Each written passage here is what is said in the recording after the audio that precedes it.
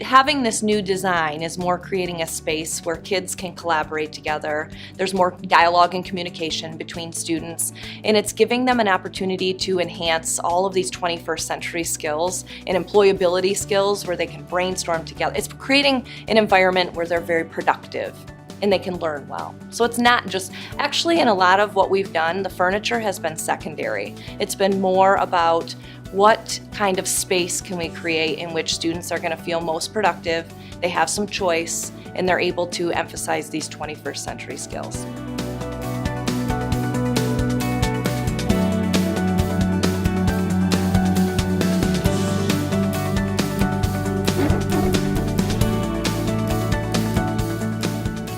What we want to promote is change, and sometimes somebody has to pay for the first leap forward. And RESA doing 10 classrooms, hopefully when they see the results and the teachers are excited about learning to teach differently and the kids are excited about an environment that actually makes sense, that'll promote change in the schools as well. And over time, we'll see two things. One, the furniture, which is money, I do get. The other isn't money, it's just time. Teachers learning how to teach differently, and districts providing the professional development to allow them to have that learning.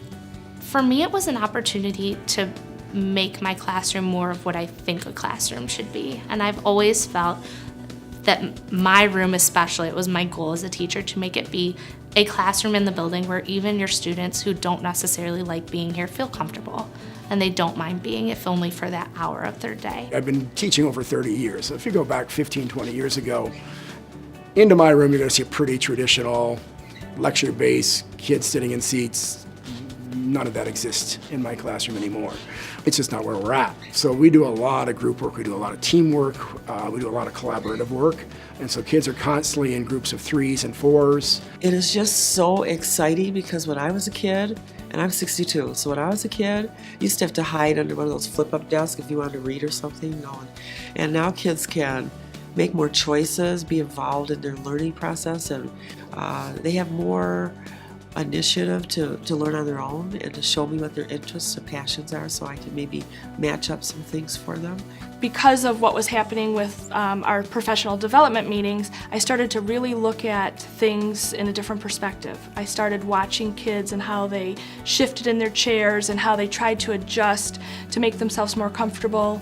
How when I would let them go work with a partner and I'd let them work around the room, would they stand somewhere? Did they want to stand and work?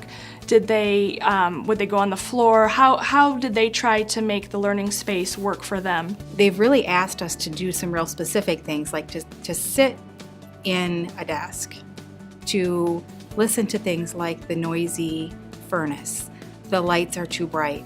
How does that affect how you take in all of that information that's kind of being thrown at you all day? It's really asked us to put ourselves in those positions and how do we solve around the problems? I think it's going to give kids a little more choice. So it's going to allow them to pick a space because there's going to be some cooperative spaces, but there'll also be a space for students to work independently.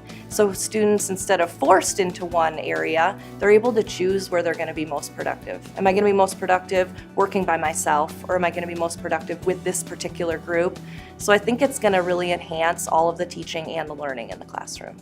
I was looking for a comfortable space, because sometimes your back gets hurt when you're sitting in the same chair, so some padded seats and more of a bigger tables for larger groups, because I like to interact with all the students instead of just 4 students at a time.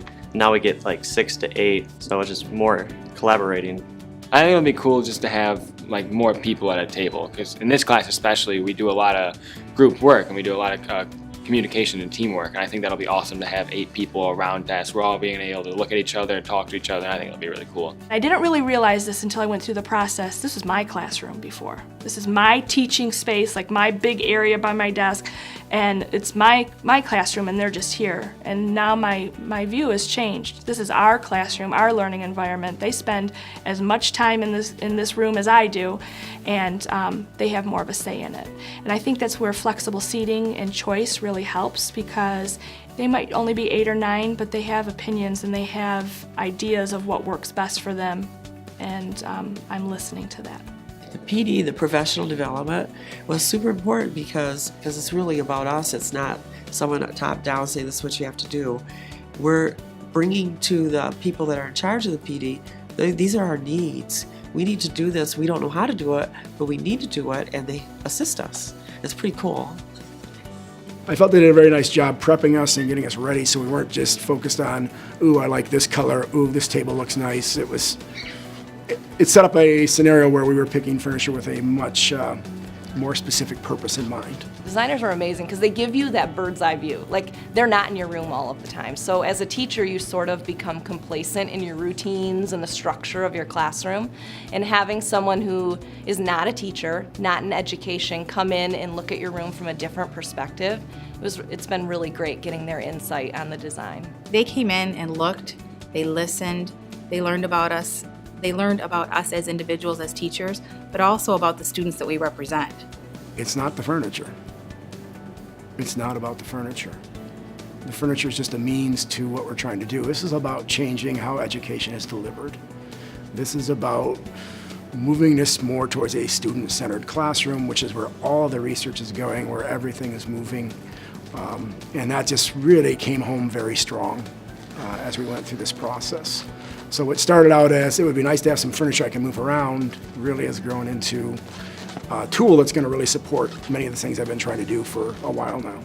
It really is aside from the furniture. It's, as a teacher, taking that empathetic response to students and how can I make my classroom more brain-friendly and more engaging for the student throughout the day. And because when it's here, like, they get to pick. That's what we're working towards. Is it's not me telling you where to sit. This is you come in and find where you're going to be most comfortable working for the day. If you need a little more space, maybe you choose the seat that's on its own. If you feel that this is something that you're going to want to collaborate with your peers on, pick a small table.